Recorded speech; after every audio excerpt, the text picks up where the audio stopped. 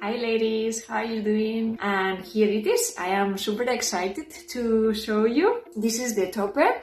It is called the Amelia human hair topper, and it is a topper with a fringe, with bangs. This hair topper, it is, as you can see, quite tiny. It just has like 2 by 5 inches wide. It has 4 clips, and it is a monofilament top. As you can see, in this case, it hasn't got any silk or lace transition at the front, because as it has the fringe, it's not necessary at all. And besides, the problem with the monofilament sometimes it is that the parting is not very realistic, but also this is solved with the fringe, because you don't need to have a clear or very defined parting to make it look realistic. And besides, there are a lot of videos of how to make the parting realistic on monofilament tops with adding foundation or adding some powder. So this is the cap, well,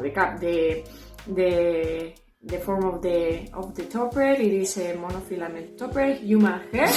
And this one I've received, it is the powdered peach color, which I'm in love with. It's an amazing color. It is a more kind of a strawberry blonde compared to my bio hair. You see my hair is more golden, and this is a more strawberry blonde, but it is an amazing color. The quality of the hair is also super soft if you want to change the style some days. So as you have seen, it has 4 clips. So I'm going to try it now to see how I look on it, and let's see. So I'll open the clips first. And here we go. So I'll clip the 4 clips, and yes, well, the fringe is a little bit long for my forehead. I'll cut it and I'll show you the result once I cut it. You can wear it like as a side fringe, something like this.